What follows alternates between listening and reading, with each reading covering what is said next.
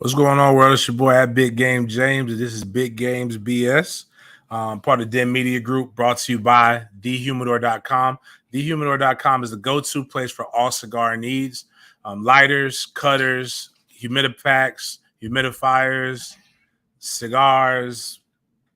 I don't know. We got a whole bunch of shit on that website. But if you type in sports, then at checkout, you get 20% off. Listen, man, I'm going to level with you. Next weekend is the most underrated and undervalued weekend in all of holidays. You haven't seen the commercial yet for it. And right now, let's get a Father's Day pack going. So for that man in your life, get him some cigars. It's very difficult. I will say this. It's tough to buy gifts for fathers because fathers don't really ask for a lot. We're not like, and this is no different. Like mom, everybody's trained and taught, take care of your mom, take care of your mom, do this, do that, do this, do that. Everybody forgets about the dad, even good ones. Like, perfect example, I was listening to a podcast where Gilbert Arenas was interviewed. And Gilbert Arenas was raised by his father. His mom bounced. He's seen his mom one time. You hear those stories about dads all the time, but nobody ever values or talks about the good dads. So I'm here to tell you guys, value the good men in your life. Show them you love them by giving them the gift of cigars. And if you don't know what to get them, you know what? That's what we'll do, Miles. Next week, we'll do 3 really good cigars. Or maybe I could post them. I smoke more than 1 cigar a day. So, like, we'll go with, like, 5 cigars that you can go buy from thehumidor.com for dads. And I'll get with Gwaltney, and we'll try to get a little special going. And that's what you guys should go buy for the men in your life to make them feel special. If you don't go and do that for them, make sure you go check out Goodfellas Cigar Lounge, where we bring your show each and every time that we do it inside the executive lounge. This is where it's at, plush. It's very masculine. Dead animals everywhere. I'm sorry, Peter. A lot of other stuff, but it's for the ladies. It's very good vibes. Like tonight, we're gonna have a live band coming here. Very Prohibition era style stuff. You can come in a suited and booted. You can come in sweats. The vibe is the vibe. The drinks are superfluous, and everybody's having a good time, even if the haters are trying to consistently do bullshit that makes all of us mad and makes us want to tap jaws. But that's what we do here at Goodfellas Lounge. Tell them Big Game sent you. I'm actually hosting my a good friend of mine is he's decided he wants to he's putting his jersey up in the rafters of the player shit. He's giving his life up. He's submitting. He's putting the shackles on his feet, and he's getting married to a gorgeous woman. Beautiful, beautiful thing. I talk a lot of shit and a lot of trash about marriage, but it is a really, really good thing when people actually commit and do it the right way. And it's just interesting. But like, we're gonna come out here and we're gonna have an area where we're gonna have some great male activities. Females enjoy these activities as well. Jacksonville is not the safest place in the world, so I decided to make sure I reached into my network, and we got some talent coming in. I told them strictly, and they all laughed because they understand my sense of humor. I said, they were like, James, are you going to have some talent at the cigar lounge for our guys to appreciate? And I told them simply, we're going to have 4 in the possible. So I got a spades bid hand or board hand. They're like, James, what do you mean by 4 in the possible? I said, well, we're going to have 4 normal size women and a little person. So 4 in the pot, and the little person is possible too, but like, it's like, so 4.5. We're going to have 4.5 strippers come to the crib. And they were laughing and joking, but it'll be a good time. We'll have the Cigar Lounge again, live band. I think DJ Pierre is going to be on the 1s and 2s in between sets. Good food. My man Shannon Cheeseborough, who is the chef for all of my tailgates. He'll be doing barbecue, and then tomorrow he has his nuptials, and we'll be spending all day. So shout out to my guy T-Wig, going to give me my tape up. If you can't notice, my hair is dead. So and my boy got me dressing like a goddamn Temptation. So like, I got a blue suit with the black lapels, and it's all tight and shit. And they got them shiny ass shoes. But a lot of things going on in life in general, in the sports world. Fuck It Friday, or Petty Friday, as we used to call it, on Sports Den when we were on. on 1010XL. I'm going to start it off with one of my favorite journalists, infamous journalists. Actually, I really don't like the guy. By the name of Jason Lockenfora. We coined the phrase Jason Lockenfuckboy with Sports Den. He was replaced with CBS Sports. He officially is not. They replaced him with some jabroni. I don't know what his name is, but he is no longer on it. And Jaguar Nation breathed a sigh of relief, and there was a round of applause that you could hear audibly through social media. A lot of people retweeted about it. A lot of people talked about it. Jason Lockenfora was like a thorn in Jaguar Nation side. He's like the only person that kept perpetuating the myth of Jacksonville being the leading candidate to put of being a football team in London. Now, Shah Khan did not do a lot of things to try to quell these rumors by us constantly playing in London, and then by volunteering us to be able to play 2 games in London before COVID hit. But, you know, either way, Jason Lockenfuckboy consistently put out lies. And what happened was, and one of the things that did, I mean, a lot of people loved our show, The Sports Den, when it was on 1010XL. But upon his firing, 1010XL did a victory lap. Notable personalities at 1010XL did a victory lap. A lot of fans did a victory lap. The victory lap notably left out the person who was responsible for the goddamn lap that they were taking of victory. I did the lunch bunch. It's called XL Primetime now. At the time, it was called something else. Whatever. I call it the lunch bunch because it's on 12 to 3. Makes sense. Everybody was gone. Or at that time, excuse me, my fellow Seminole alum, Rick Ballou, was on during that time. We had a chick, Lauren Rue, who was on during that time. And Leon Searcy was gone, and I think Joe C was gone. So they asked me to come up and do the lunch bunch for that day. Jason comes on and says that he has this was during football season, that he's got it on good authority that the Jaguars will fire Doug Marrone a year after them going to the 3rd round of the playoffs, and a Miles Jack isn't down play from going into the Super Bowl. And he said that he believed that the Jaguars were going to fire, or maybe it was 2 years, maybe it was whatever. The point is that they wanted to fire Doug Marrone.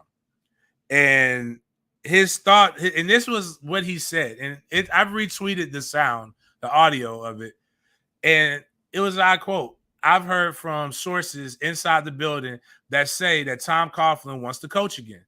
And Tom Coughlin says that it all depends on if the money's right, if his wife says okay, if this, if that, blah, blah, blah, and he might come and coach if all the things are right. Nothing definitive. When I report, I like to say, hey, this is going to happen. And if it isn't going to happen, I'm not going to say it's breaking news, right? I'm going to say that this is my opinion so that you know it's what I feel. And what happens is a lot of times us in the media, we actually go on and we make things like opinions based upon sound reasoning. At the time, the Jags were losing. And there was no reason to not believe that that's a possibility. Everybody talked about it. Doug Marrone did. No, actually, I think he got held on that year. He got fired the previous season. But it wasn't bad. It wasn't far off. Actually, the person who got fired was Tom Coughlin at the end of the season. But it's nothing wrong with what he said, especially considering Tom Coughlin is a 2-time Super Bowl winning coach. He is a former Jaguars coach, one of the all-time winningest coaches in Jaguar history, started the franchise. There was nothing wrong with coming up and saying that this is my opinion based upon all the facts and the things that we know to be true. Now, if you have taken pre-algebra or algebra, that is called deductive reasoning. That's what that is. It's like, it's not a truth. It's that based upon all the factors that you're seeing, this is what you're coming to the conclusion may happen. And there's a strong possibility of it happening. that means one could deduce that Tom Coughlin would fire Doug Marrone, who wasn't a good coach before he took the job, caught lightning in a bottle, and was part of a regime that was asked before he became the head coach, would probably be fired and replaced by a coach who's probably going to be in the Hall of Fame. So I'm listening to this blowhard go on and on with no facts. And so I said, and then he was like, and then I said, so, and I just got tired of it. And I was trying not to say anything because I understand. There would never be a card to play if there wasn't some kind of barriers involving people. Like, think about it like this. And I've told you guys about the conversation that I had with a general manager at 1010XL before. Like, how do you get, I asked straight up, how does one get hired? And he told me about 3 of my Caucasian at the time colleagues. And nothing against them. I think that they're entertaining to somebody, right? They do a decent job to somebody. Maybe not me, but they do a decent job to somebody. And there was nothing wrong. But really, all of that was them just showing up. And one is somewhat attractive. The other 2 were just there. And I said, okay, well, cool. How come we don't have people who look like me who are just there? And then they brought up me and I would say his name, Leon Searcy, the only 2 on-air personalities that were African-American. And our resumes are like shit. Like, we won the lottery. Leon's a 3-time national champion, former Pro Bowler, 10-year NFL vet. I'm 3 ACC championships, former NFL player.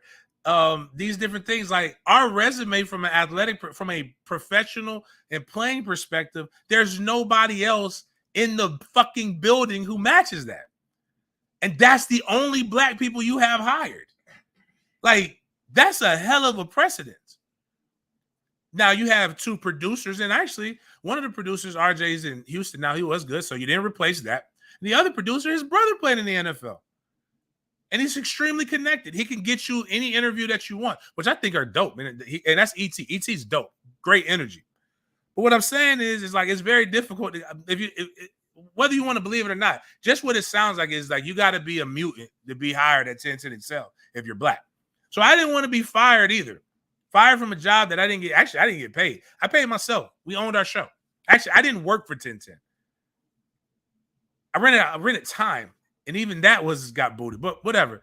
So, but Lauren Rue was egging me on, saying, no, James, I see there's like, she's whispering to me away from the mic, there's something on your mind, James. Say what you're, and I'm one of those guys who wears, my emotions are on my face at times, especially when I'm annoyed and I'm perturbed.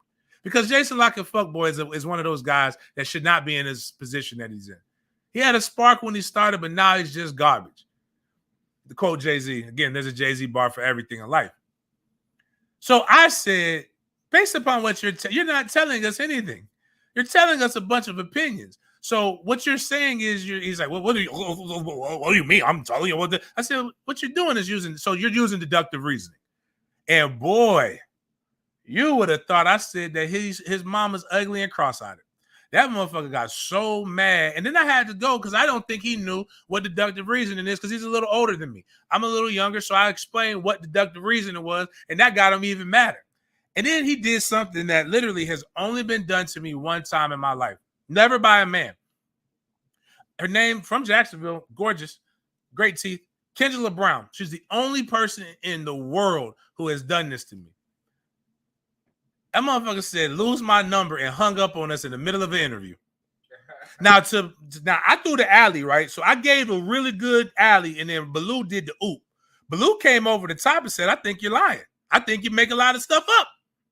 Like, it was great. It was great radio. It's entertaining radio. It's accountability journalism, which is something that is lacking in journalism, not just in Jacksonville, across the board. My boy Baloo, the truth teller, literally came in and just said, nah, dog, James is telling the truth a lot nicer than me because he ain't as established as me. I'm going to tell you, you a liar to your face. And boom, Jason Lockett never called 1010XL again. and consequently, James Coleman was never invited back on the Lunch Bunch again until Black people were dying in the streets and they needed to put a black face on there. Then they did the opposite. They worked the hell out of the one black guy. Like, if anything, they should have been giving me some time off. But it was one day I did the morning show, I did the lunch bunch, and then I did sports day. I was like, y'all are killing me. I got paid pretty decent. But yeah, so that's fun. That's my relationship with Jason like a fuckboy. And I know the Jaguar Nation is really ecstatic and happy about that. And I normally don't wish bad on anybody, but I personally just don't give a fuck about him. So, if his family doesn't get to eat, then cool. But he's been working a long time. Hopefully he's been doing what a lot of conservatives tell people to do. He's been saving his money, and and he gets it.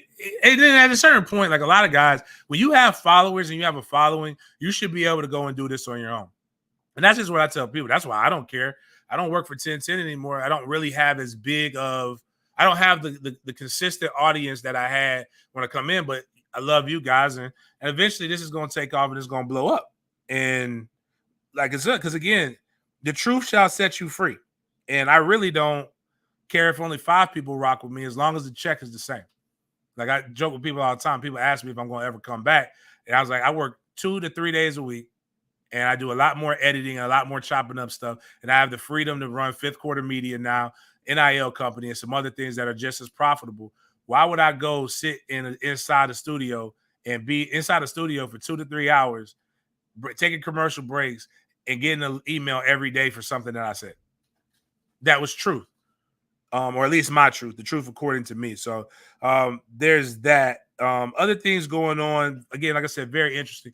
CJ Stroud, I'm going to talk about NIL. I haven't talked about name, image, and likeness on this. If you want to check out, Mikanopi 1851 has a podcast, which is my NIL company, with Michael Underwood and a lot of other different guys. The guy who works with me with that project, Chris Frazier of Spiratics, we have a podcast called the NIL Movement, MUV Mint. So it's basically just talking about name, image, and likeness. We had a great interview with Michaela Edenfield, where she just talked about what name, image, and likeness is doing for her, how it can help change her life, and just talking about the life of an athlete that's not in a full scholarship sport.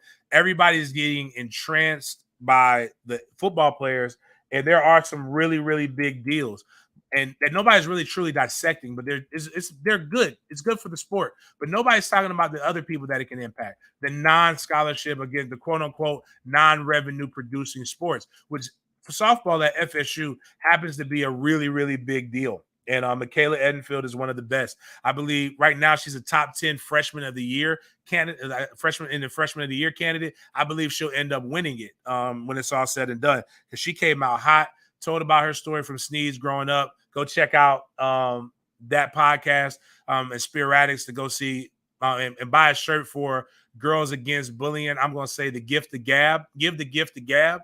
Girls Against Bullies, because Michaela tells her story about being bullied. But right now, CJ Stroud, quarterback at Ohio State University, is in the news again because he's got a dope. I ain't gonna lie, from a male perspective, it's a dope ass NIL deal, and the NIL deal that he has is with high end cars. He had I forgot the first car he got, but everybody talked about the $150,000 one. But he traded it in for the $200,000 G-Wagon. And everybody's saying he has a $150,000 deal. He's got a $200,000 deal. He does not have a $150,000 deal. He does not have a $200,000 deal. What he has is he has a car that is worth that value. And what does that mean, James? Doesn't that mean the exact same thing? No, he basically has a car deal that every coach in the NCAA already currently has. It's just with a high-end luxury manufacturer, luxury vehicle. So it's dope. It's great. But here, as a guy, that's a high-end luxury vehicle, right? So what that means is it's using 93 petrol. And it's a gas guzzler because it's a heavy car. So I have a truck that's a 36-gallon tank.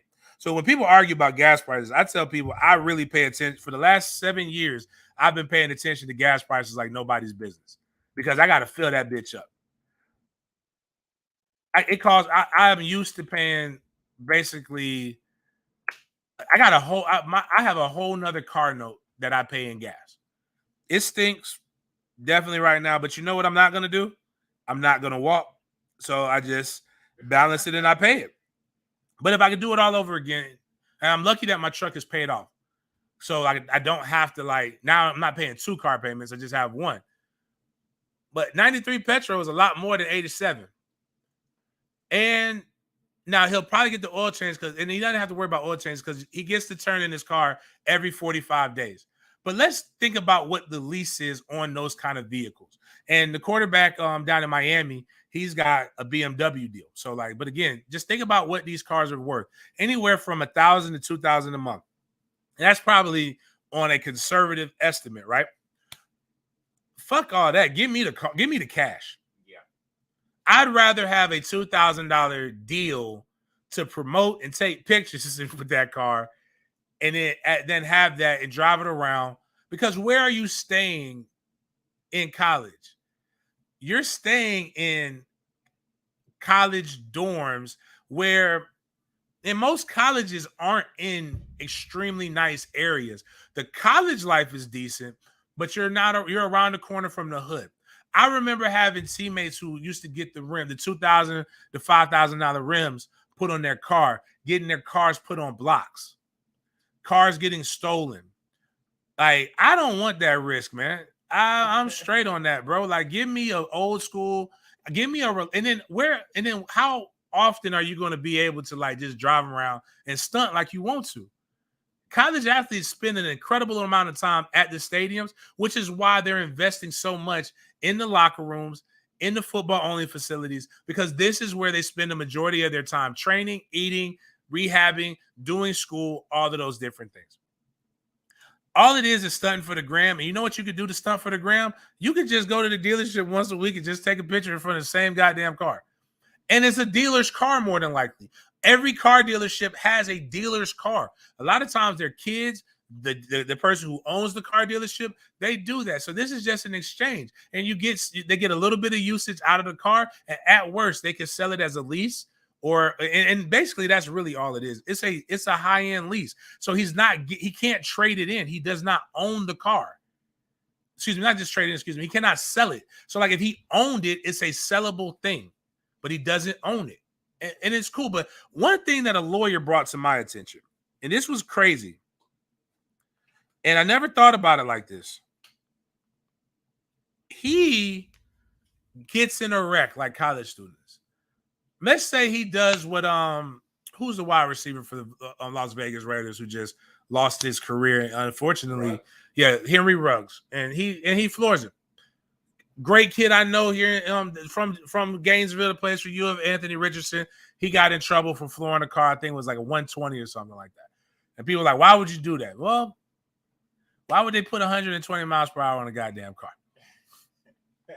Sometimes you do stupid things when you're young. Luckily, nobody got hurt in Anthony's situation. Unfortunately, liquor and stupidity was involved in the Henry Ruggs situation. But what happens if he floors it and somebody gets in a wreck? Who's liable for that?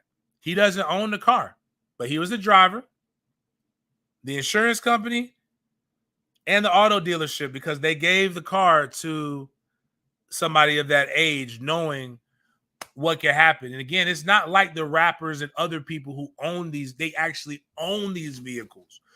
A guy I grew up with, T-Pain, owned a Bugatti when he just turned, like he was in the 2021. He owned those things, so he was solely liable.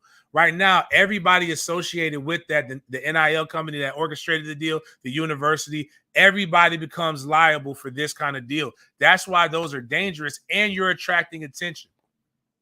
One thing I'm going to tell my sons, as a guy who actually grew up in the real hood, not the rap hood, the real hood, you get jacked when you're coming around looking like a snack. When you're wearing the big chains, when you're doing this, you're in the hood and you're really attracting that type of environment and that type of people. Again, it's not saying you can't stunt and have nice things, but I like how guys like Chad Ochocinco, how they operate. And Chad Johnson's quick to tell you that, hey, man, I look rich. I am rich, but I don't wear rich stuff. I look rich. He's like, he wears fake jewelry. He's like, what do I need to wear a real Rolex? What, to prove to you that I'm rich?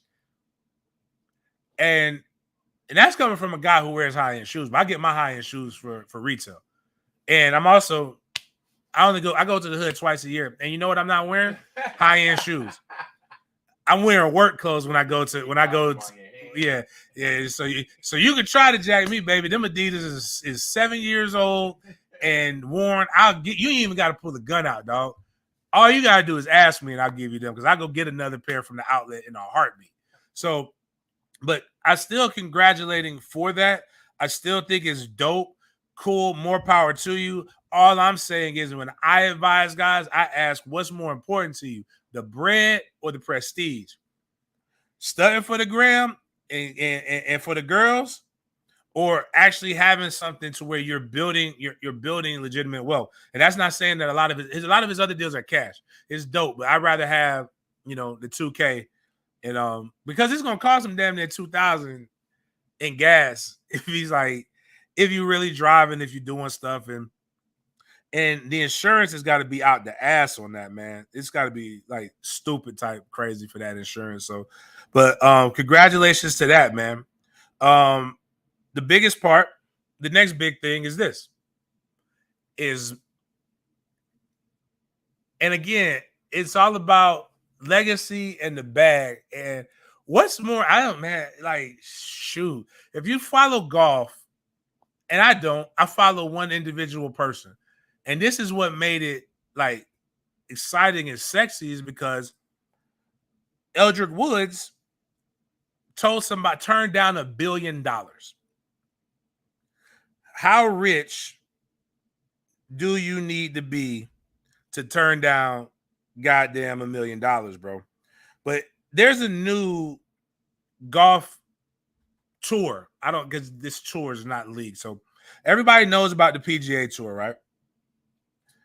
Everybody, and that's really been the most prestigious thing. I told a funny story about having dinner over a Jim Furyk's house a few weeks ago. And I had no idea who the fuck Jim Furyk was. Like, I knew the name, right? Because you hear him. But it just didn't register to me like it registers to everybody else.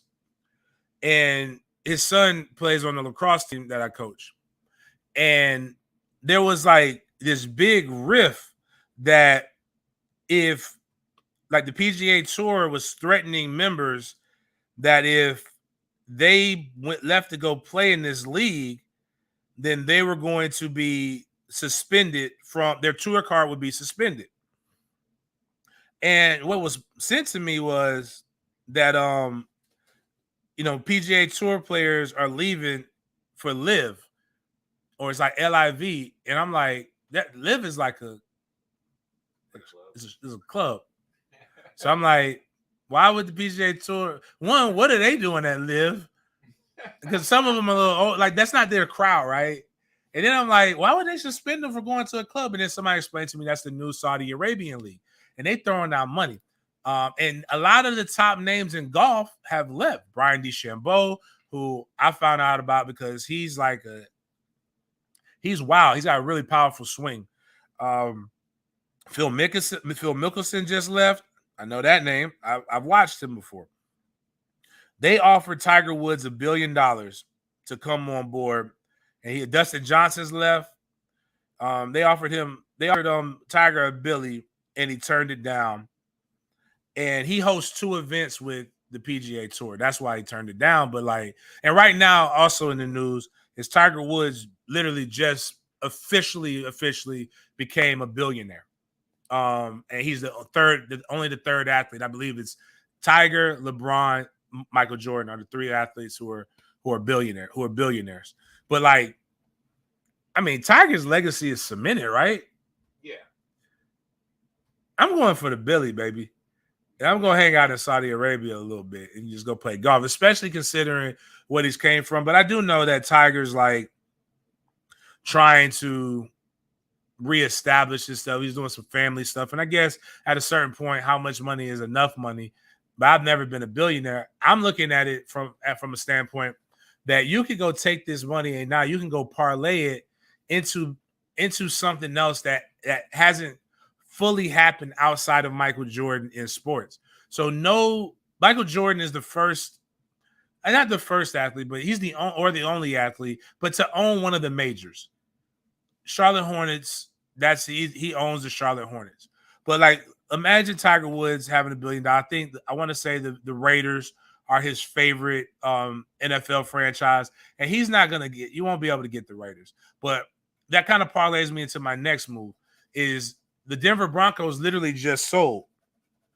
So imagine Tiger Woods being able to go up and make a bid for a team like the Denver Broncos. And owning an NFL team is one of those things that's harder than all the other sports, because NFL, you got to have a majority of your assets are liquid. When you go pay for, the 2 billion or between 2 and 4 billion, I don't know what the Broncos sold for what this team is on worth or value, you got to be able to go with most of that in cash and the rest of it in loans. Because they feel like if you could do that, then you have a strong enough fiscal backing to be able to pay for the things that are necessary in becoming an NFL owner. And it would have been dope to actually see the first African American owner, majority owner. Shah Khan is dope, and seeing that but he's a Pakistani American. I hope I said the right one. I apologize if I didn't. I mean, no offense, and it's dope to see him do that. But right now, the Denver Broncos a few days ago was sold to one of the heirs of the Walmart fortune, and that's cool. Not mad at it, but the NFL knows that they missed on a golden opportunity with all of the things that they say that they're for, with all the things that are going on, to kind of break up the billionaire boys club that is the NFL by allowing other minorities, women, to come in. There is a woman that owns it. I think she was an heir to the original owners. There's a ton of guys that, there are things that happen, but I say those things, but I don't want to diminish what happened, because right, wrong, or indifferent, this is still quite an accomplishment on her behalf. And man, I was trying to find it, but okay, I don't have it right away. It might be on my Twitter, but because I want to make sure I say her name right so I could get it done properly. But she is married to George Lucas, which obviously she's done more than that. She is fully invested in numerous companies. Damn, I thought it was on my bookmarks. I think it's Molly. Molly is I'm trying to get this right. Give me a second. I don't want to disrespect beautiful black queens, and then have y'all in my DMs, like I'm Kevin Samuels, because even though I do agree with them on some stuff, I just don't want to get. I ain't got no time for that energy. Oh, this Melody, is that it? I think that might be it. Melody Hobson. That's it. Melody Hobson. Sorry about that. Melody Hobson, George Lucas's wife, is the first African American woman minority owner of the Denver Broncos. Or I would say not first, because actually technically Serena and Venus Williams were minority owners of the Miami Dolphins when a few years ago. I don't know if they still have a piece of it or not, but this is epic. This is something that's good, and this is what the NFL does. It's still legendary. But instead of just finding the opportunity to be able to sell it to someone and be able to push not the agenda, but push everything forward, progress, you just kind of just said, hey, we are going to just sprinkle a little color on it. And we can tell everybody how progressive we are, which is kind of the thing that a lot of conservatives actually do say day in and day out. Liberals aren't not racist. I don't even know if that came out right. I don't think so. But liberals have some things where they're doing stuff in the form of progress that does come off racist, and conservatives love to point that out. But the problem is conservatives don't do a good job of showing how they're not. I have a great example of that. Even them trying to do good comes off wrong. And I tell friends, they're like, James, why can't more people be like you? You're a free thinker, which I am, but you don't mean I'm a free thinker. You just like that I'm not a liberal, except for when I don't agree with you, and then you call me a liberal, and you like because like I had some. It's because this is the wildest week in conservatism that I've ever seen. By the way, but like you just really just hold up a mirror and say, look, liberals are racist too. That's your marketing strategy to black people. Not here's what we're going to do for black people, like to help you. Like this is what, or not even singling this out. Like here are the things that we do that help America, but could help black people more than liberals. You just say, hey, liberals are racist too. That's not a good marketing strategy. I don't know if you realize that or not.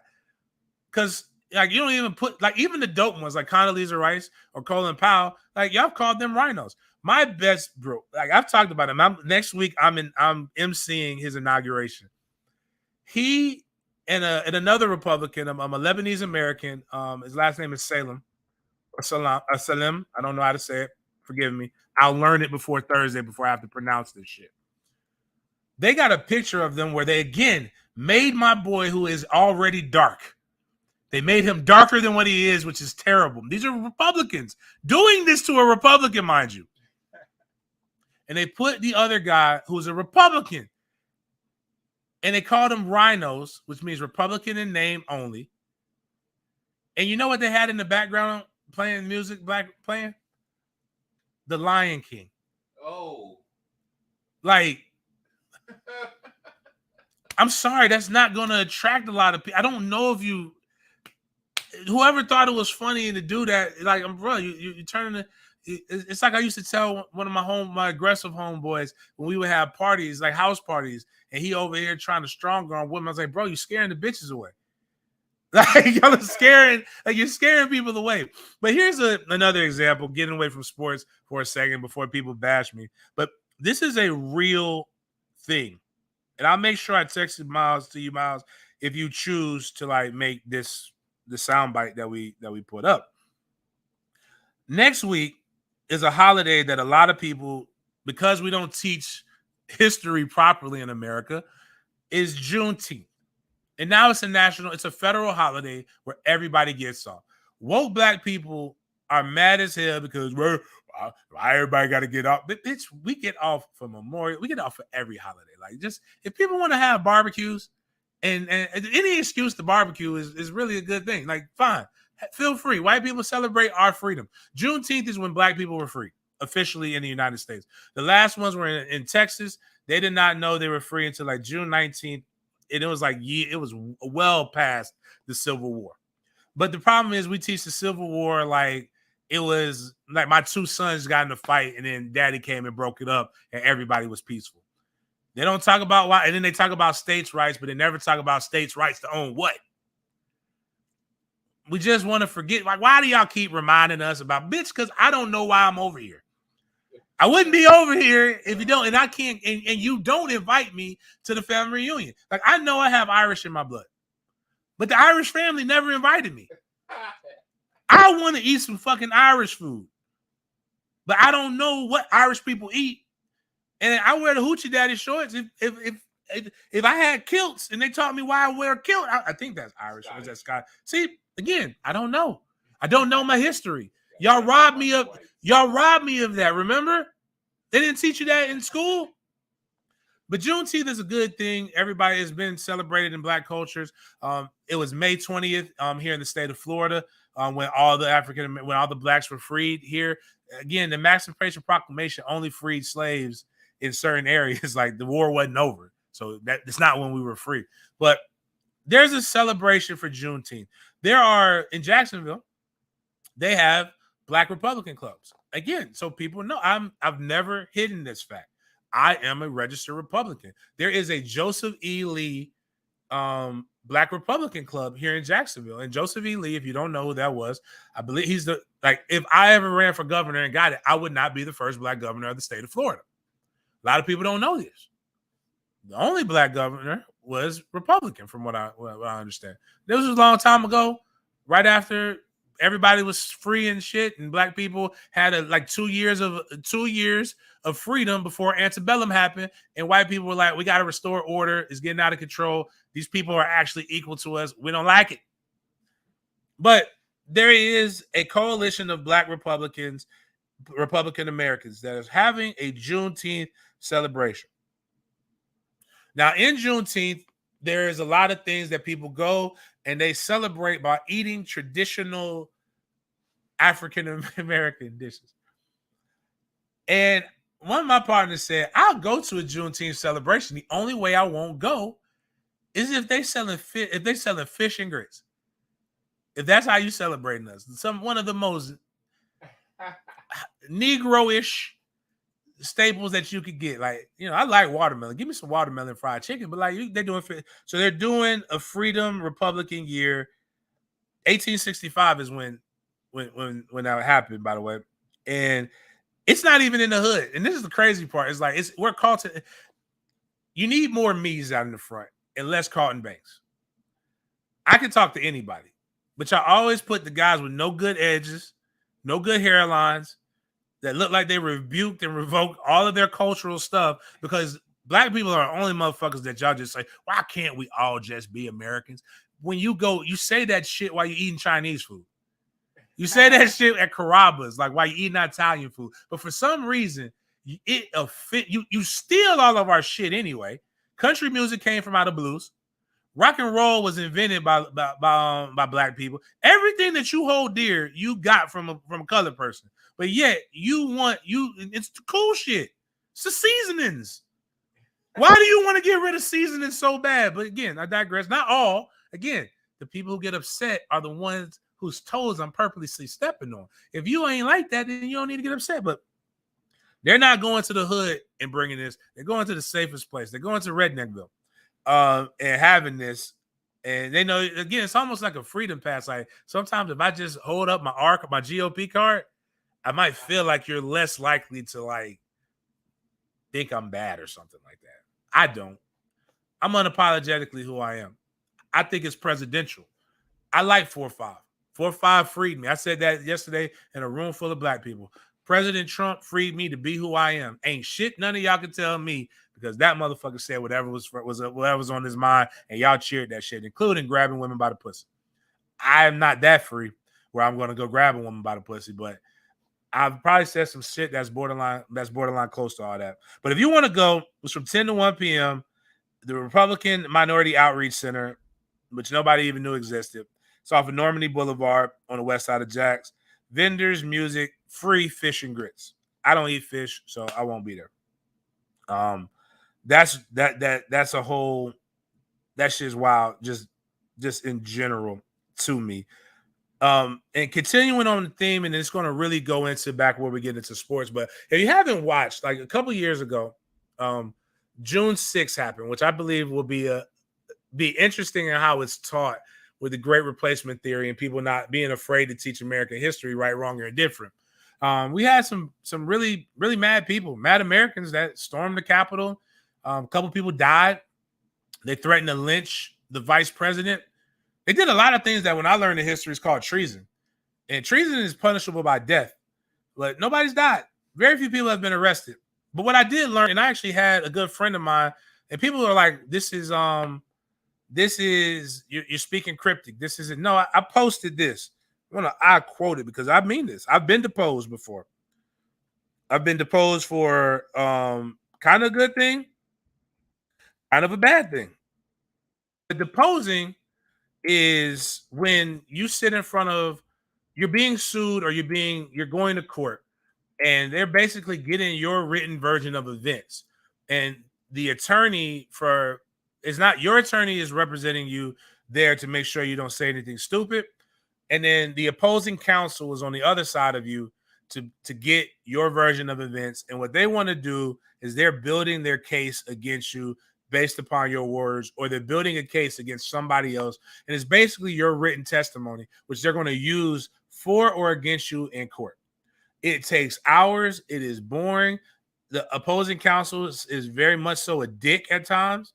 And what a good attorney would tell you is try to keep most answers to Yes or no or very little words. Well, on the news last night, I was half watching it. They in the depositions are videotaped. They're videotaped, and then there's a written summary so that the attorneys can go through highlights. So, like in court, when they say, "Hey, on page 360, you 360 paragraph 10, or line 10, you stated this," so that you can be refreshed on what it is that you said. And they're going to use your words against you most of the time. And when I tell you the reason why attorneys say very little, so that it don't get misinterpreted, because the more words you use, the more they can use it against you. And a lot of times, this is where people start snitching. Like we all see First 48 when the guy gets the bucket of KFC and the cold soda, cold grape soda, and some smokes, and they tell the whole thing. It's more formal when it comes with attorneys.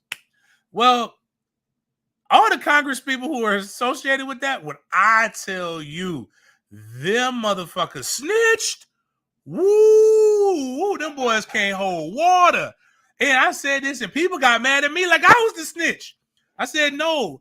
My quote was this: one thing we've learned is that all them conservatives folded in the depots, which is short for deposition. Not one is tough or can hold water. The one thing that everybody runs on is that liberals are pansies and pussies, and conservatives are tough and this. But what's true to life is that you guys put politicians in positions of power and situations, and you think that they're one way when they're all softer than baby shit. Not one side or the other. They're all that. And they will turn their back on whoever makes it comfortable. They're not on the side of right all the time. That's not all, but there are some. But it is a generality. But this is what the truth is. The old heads in my neighborhood always said, man, you find out what your muscles worth or what you really are inside when them feds come in and they just put them goddamn Buck Roger years in your face. And none of them, and the wild part is they all asked for pardons. Nobody asked for a pardon if they're not guilty, if they're innocent. That's what y'all say all the time when police pull over these guys and people are hesitant. If you're not doing anything, then you shouldn't be afraid, right? No, people know the court system. We've been telling you about this shit.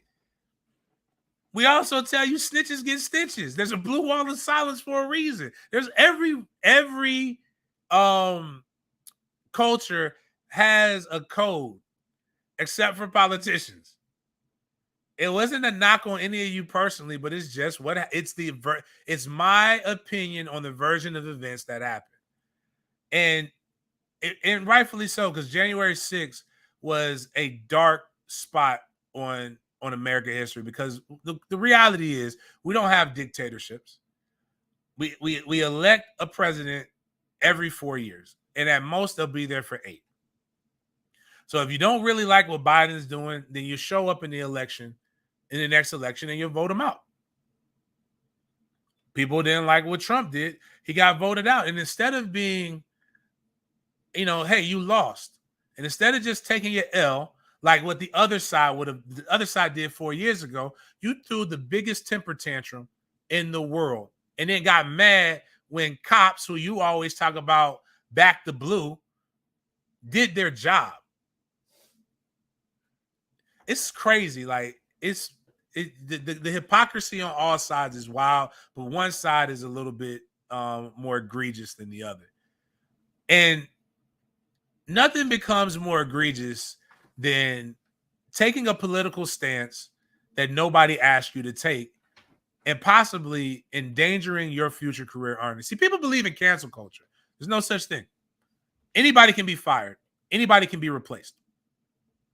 Jack Del Rio did something that I thought was silly, but then he did something that I hate right after it. And Jack Del Rio was asked about something that he did that was not football related, if I remember correctly. He didn't have to answer it. He could have kept it to being the defensive coordinator for the Washington Commanders. But he said, he basically, to summarize it, he compared the January 6th treasonous insurrection to George Floyd. Now, if he wants to say, and that's his opinion, I'm with it. Maybe it's the riots and destruction of property. I know this. It don't matter how angry black people are about what happens. Ain't none of us dumb enough to go try to storm the Capitol. Hell no. We know what the fuck is going to happen if we try to storm the Capitol. You ain't going to get it. They have literally they shot up a lady's car who was driving too fast, out of control, and about to like run through the gates. Like, we know the consequences of those actions. And it was an election. Every year, I haven't been on this planet longer than Jack Del Rio or a lot of old people, but most elections are not landslide victories. And even if they are, there's about 40% of the because everybody doesn't vote. About, let's say, 50% of the population votes, eligible voters. And of that 50%, 42 to 47% are going to vote for one side, and then 48% is going to vote for the other side, and the remaining amount is going to vote for a candidate that wasn't part of the popular election. That we've always wanted to. Half the population is going to be upset. But nobody has, outside of the Civil War, has ever gone and said, my side lost, I'm about to go do this. Now, again, nothing really happened that doesn't happen every 4 years. Now, just because it seems like every other day a police officer decides that he's got to use excessive force to kill somebody, that doesn't mean it's right to riot, but like that's a little bit more of cause and effect. So Jack Del Rio compared these two things. He said that the George Floyd riots were just as bad as the insurrection. I don't agree, but that's what he said. It caused the uproar. But here's my problem. It's the most consistent thing that's about me. It is a quote by Kanye West that states this. Don't ever fix your lips like collagen to say something where you're going to end up apologizing. My problem with most of you guys and your fear of cancel culture is you're not afraid of cancel culture. You're afraid of accountability. Everybody can and should be held accountable for their actions, or in particular their words. The First Amendment does not protect you in your job. The First Amendment protects you from the government being able to kick in your door and whoop your ass for your opinion. A lot of people say, James, you said something I don't like. I don't want to listen to you. Some for big stuff, some for little shit. But that's your right. In theory, people love to try to applaud that I don't work with 1010 anymore. 1010 don't have to hire me. I don't have to work for them. To quote one of my favorite, even though he's kind of weird now, Charlamagne the God, in one of his books, he said, you ain't really worked or done radio right if you ain't been fired 5 times. That means you're too sensitive, or you play it too close. And we all have the opportunities to have an opinion, but that's a private company. And you got to know where your bread is buttered. One day I'm going to be like Jason Whitlock or Candace Owens. I know y'all love the black person. Even again, I've been a Republican since I was 18. And I mean that shit. Jason Whitlock is literally playing y'all. Candace Owens is playing you. But they know the bag is good over there to be the black person that they hold up. More power to them. I'm not going to knock the way you eat. I don't agree with it, though.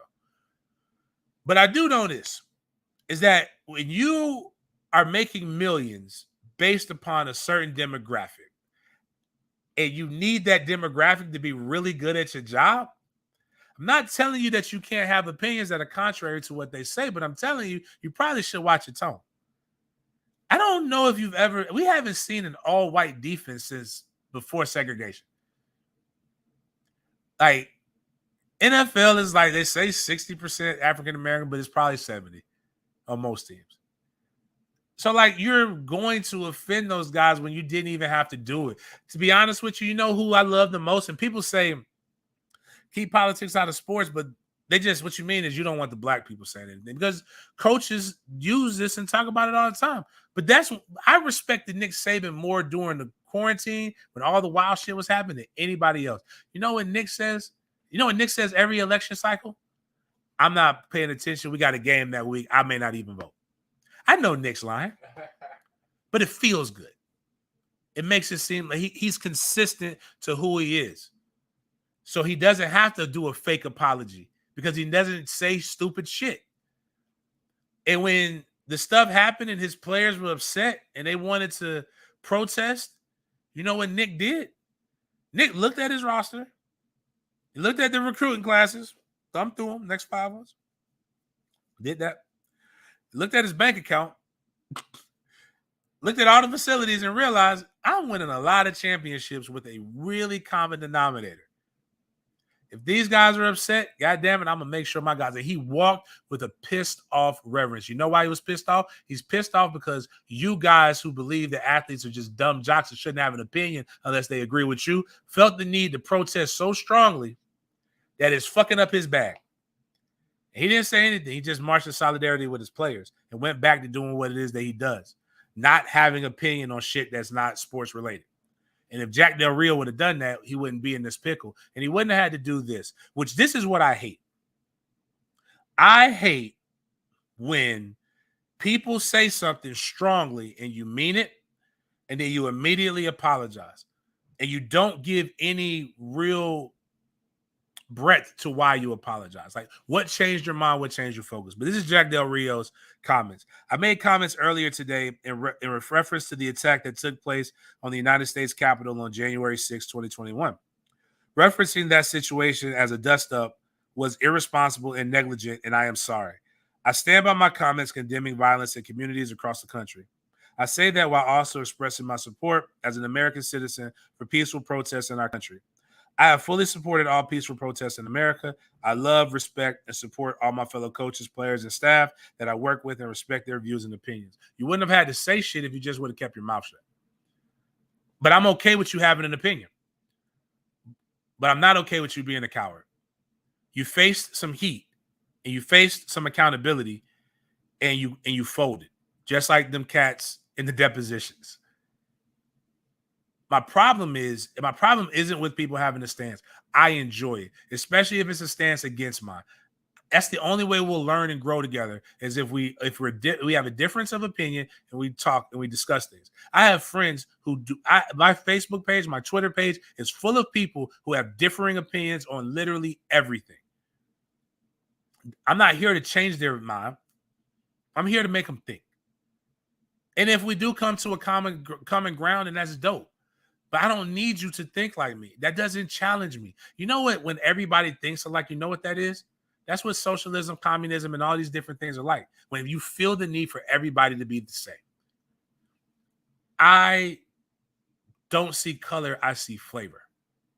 I don't want everything to taste the same. I like the differences. It's encouraging. It's dope. It's growing. I love learning about other people, and I also love changing narratives of people. If he truly felt sorry, it would have been a different response, and there would have been different actions. But a canned response and a canned written response, when I know for a fact, because you spoke with some fervor about that, and if that's really the way you thought, less than a day ain't gonna change your mindset. If you really are comparing that shit, a dude who stood on somebody's neck for 8 minutes. And I always tell people, they're like, and he wasn't moving. And nobody was man enough to be able to step up and stop that shit. But if you think, let me put my knee on your neck for 8 minutes and see how you feel.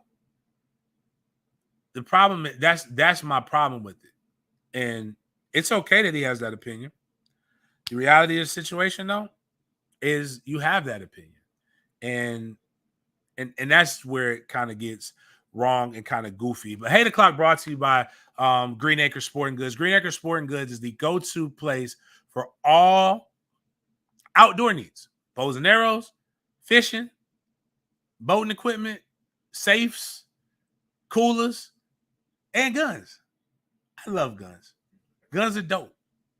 I got AR-15s. I shoot them. I video me shooting the bitches. I don't mind them yet raising that limit to 21 either, though. I am for responsible gun ownership, and so is everybody there. That concealed to carry class is one of the best concealed to carry classes that you could ever take. He makes sure you understand the responsibility of owning a gun, which I think has really been lost. Is people don't understand the responsibility that comes with that gun. We got Canics, we got Rugas, we got Taurus, all between $199 and $299. They got all your favorites, your Glocks, your Six Swords, you got all those different things. We got rifles, we got flamethrowers too. All those things are at Green Acres, and they're still hiring if you're looking for a job. So I know a lot of people are talking about, they ain't working and blah, blah, blah. There's your opportunity to go earn a living. I have a lot of different things with Hate O'Clock. Oh, yeah, my bad. The last thing, too, is for anybody who I have this thing, too. I refuse to be called soft or sensitive by anybody who was raised by people who couldn't drink out of a water fountain with colored people. You realize the people you say are tough literally drain pools when black people get in them because they didn't think we had the same germs. Stop that shit. Everybody has something that they complain about, and everybody says, why are you complaining if it's so great? Move. Realize your mistakes. You see, a lot of y'all using the same fucking talking points that your racist ass grandparents use. Yes, your Meemaw was probably racist. More than likely. If you're my age. Now, I'm getting to be Meemaw and Pawpaw ages now, which is weird. But I'm just saying, like, just stop that shit. Sometimes some generation is gonna have to take a break and listen and really say it's on us to change it. But anyways, that's not my Hate O'Clock. There's a lot of things that I can really talk about with my Hate O'Clocks. But I'm trying to find this. Oh, fans behaving badly. One of the most consistent things is fans are wild. And it's an entitlement. You're going there to enjoy a game. You get involved in it. You get emotionally involved. You yell expletives. You do stuff. That's a part of the game. I remember, I didn't know Miles and them then, but I remember I scored a lot of touchdowns in college. And I had a streak going. I didn't score against Boston College. We won the game convincingly. We won the game. I don't know. We ain't blow them out, but we won the game. And I'm like this. And the people in the stands were like, 3-6. You suck, Coleman. You didn't even score a touchdown in this game. I'm like, damn. My whole self-worth. You know how hard it is to score a touchdown? My whole self-worth is revolved around scoring a touchdown. I'm a fullback. I hit people. And I did it right. I did my job. But I think in this social media era, and this is why I don't believe everybody should have a platform, and why it's dangerous, is because a lot of people continue to push people's buttons. And I've never understood being so mad at a game that you were not involved in to where you have to physically have violence against others. So before I get into that, what happened with the Rangers Tampa Bay Lightning game, Draymond Green's wife, and then Klay Thompson talked about for the light-skinned evil empire, Golden State, talked about how bad Boston's fans were. And Boston fans have a history. Boston has been consistently voted the most racist sports city in America. Yes, no, don't care. It's ironic because, and they talk about things like the Brown versus Board of Education was passed in the 50s. They didn't integrate school until the 70s. I don't know anything about that. I thought that was wild, seeing as Bill Russell was their coach during the time. So you had a colored coach, but you didn't want colored kids going to school with your kids. But they talked about how the fans yelled expletives and they were very rough on them and things like that. And Draymond Green was the first one to say something. And his girlfriend said something. I mean, his wife or whatever, his baby mama said something. And I thought that was odd, considering it's Draymond Green, who cusses a lot, talks very tough, talks big. I also thought it was odd seeing as Golden State Warriors fans literally threw cups and trash at Charles Barkley the other day. And now you're you want to talk about fans because you're not being as dominant as people told you were going to be. I think fans do. I think the malice in the palace needs to happen more often. And then that way fans will probably become a little bit more responsible. But I also think that if you're focused on the fans as a professional athlete, they're getting to you in different ways, and you're probably not going to win this. Like, your focus needs to be on the court until the fans come onto the court. Fans say wild stuff. I mean, it happens on every level. And you know who they're emulating us or you guys as athletes right now, because we say wild shit. We say wild shit on Twitter. It doesn't make it right, but I'm like, complaining about it. You're a pro. Stop bitching. Figure it out. But bigger than that, fans and people in general, social media has made people way too comfortable. And I saw something first of a young man being robbed in Brooklyn. And some people were like, this is why you can't take people's guns away. And nobody's taking your fucking guns, man. Relax on that shit. It's tired at this point. Actually, Trump made more restrictive gun weapons things than anything has been done in the last 20 years. And his wasn't bad. His was called for. But that man was robbed, and there were at least 20 people with camera phones out recording this young kid getting robbed.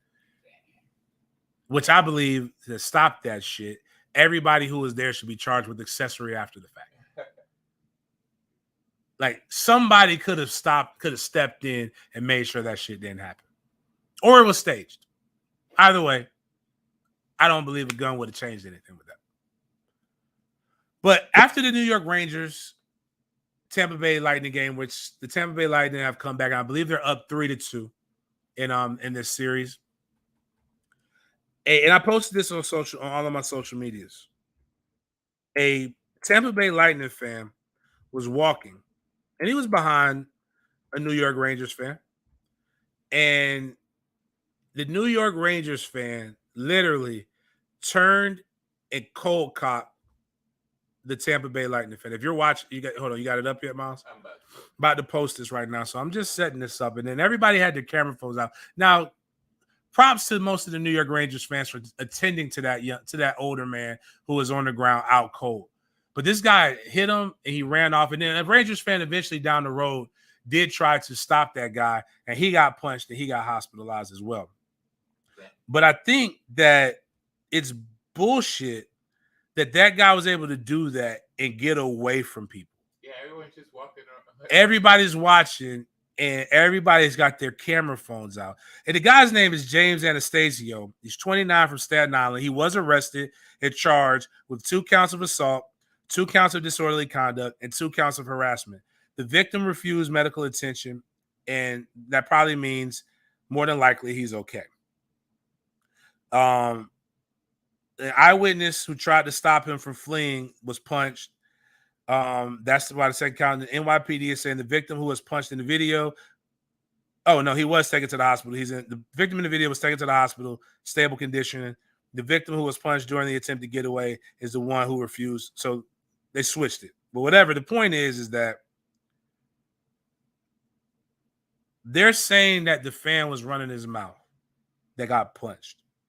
But I don't believe there's anything that guy could have said to you in that moment that makes you that mad that you hit, because you weren't involved in the game.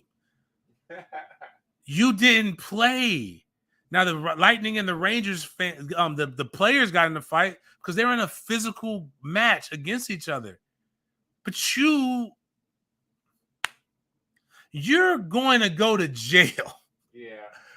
Because of a game that you didn't participate in. I can only imagine. Like, accountability is at a low. I talked about on the last show that men have to be more subservient than women ever give them credit for. And what I mean by this is I can only imagine, as a guy who's testosterone filled, who doesn't like to be talked shit about, but like, I'm not going to punch or attack you unless it's really physical violence that can ensue. I'm going to defend myself, but I'm never going to be the aggressor more than I need to. I can only imagine, and I don't mind going. I don't mind the consequences that come with it. But I can only imagine going home and telling my 8-year-old son, who's got $3,000 worth of camps that I have to pay for, son, you're not going to be able to go to the overnight camp anymore because daddy has to pay legal fees because daddy was a pussy and he couldn't take what somebody told him in a game that he didn't play in. Do you realize how untough that some of y'all are? Like, you're willing to lose everything over things that really don't bother you. We talk about kids and their inability to be resilient. Look who's raising them. Look at the adults. Look at how many friendships have you lost because you couldn't control your fucking mouth? How many jobs have you lost because you just had to I just got to tell you a piece of my mind? And you wonder why these kids are like that. How many times does this shit have to happen? And how many good guys, that guy didn't have a gun, how many good guys stepped up to help the man who got knocked out? Nobody but one. That's why I don't believe the good guy with the gun bullshit. Most of y'all are cowards anyway, and you mind your own business. And that's what most of y'all would do anyway if violence comes, because most people are not about the life that you portray with your thumbs. You know what those people did? The same thing that most of y'all refuse to do on social media. You scroll up with your thumbs. All those people did was just scroll up and keep walking. Most of them walk by. And 90% of the things that you ignore, you should keep ignoring. Like, that guy wouldn't have been attacked if the person in front in the red shirt had enough balls to just continue to walk forward. But now he's a tough guy. Now he gets to go to jail. Go to jail. I hope they send him to Rikers Island. And I hope he gets everything that he wanted, because that's just some wild. That is some wild shit to me. Just my opinion, but that's why you guys are listening. And I appreciate that. But that's my hate o'clock. My last hate o'clock is this. Again, lack of accountability. Funny though, but still lack of accountability as well. Where is this thing called? Oh, my bad, 2 of them. This is how I will go to jail. I saw something on Twitter, and I gotta put it on my other thing so I can make sure people know. My son will be playing tackle football in the fall. And I'm excited, I'm nervous at the same time. I don't know how my mother did it. I never got laid out at any level. I've been hit, I've been banged, but I've never been laid out. I've laid a lot of people out. So, and what every father fears, or good parent, is the retribution, the sins of the father. I fear karma is going to come back in the form of my sons. I don't know how tough they are. They didn't grow up the way I grew up. I hope, though, I hope, right?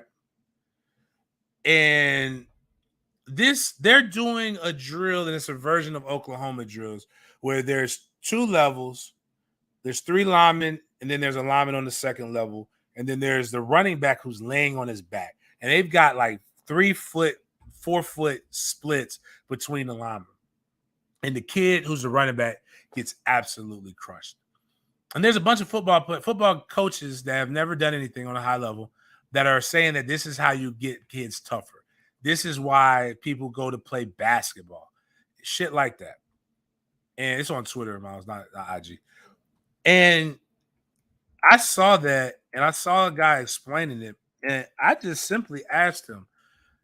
And he said this creates toughness. This is realism with football. And I simply asked, like, what is real about this with football?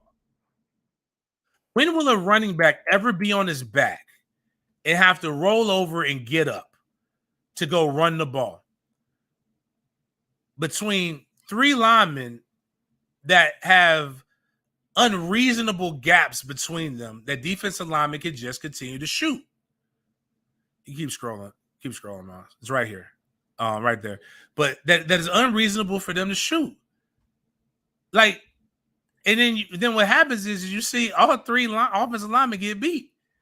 So this kid is about to get crushed by 3 guys.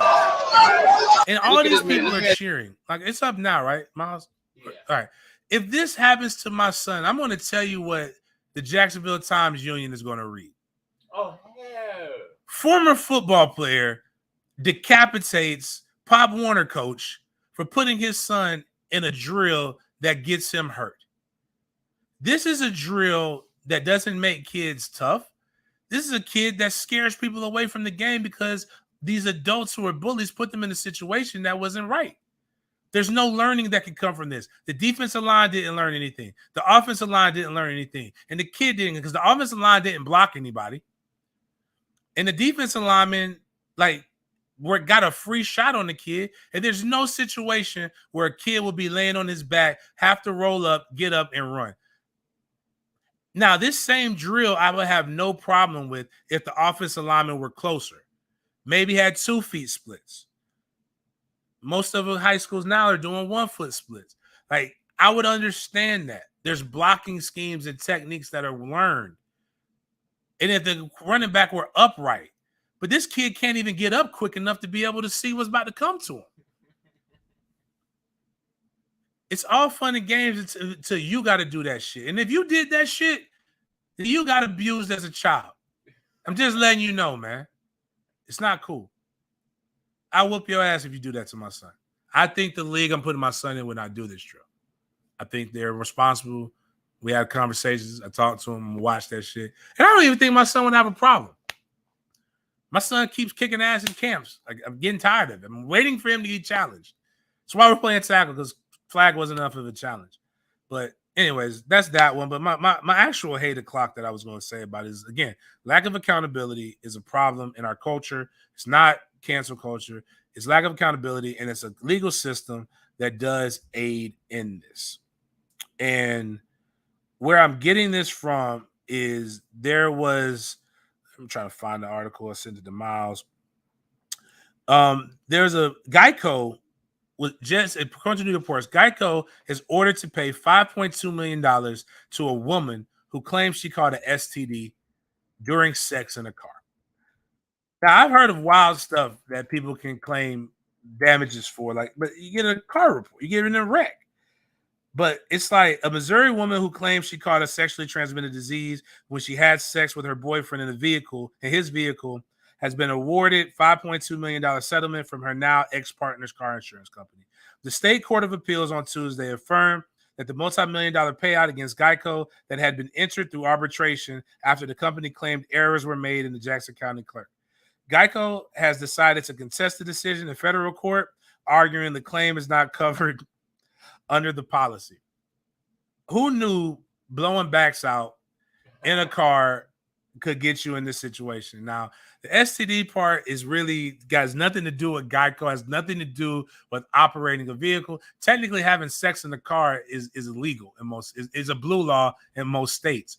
But the fact that you have the gall and the balls to actually report this is one of the wildest things in the world to me. I don't understand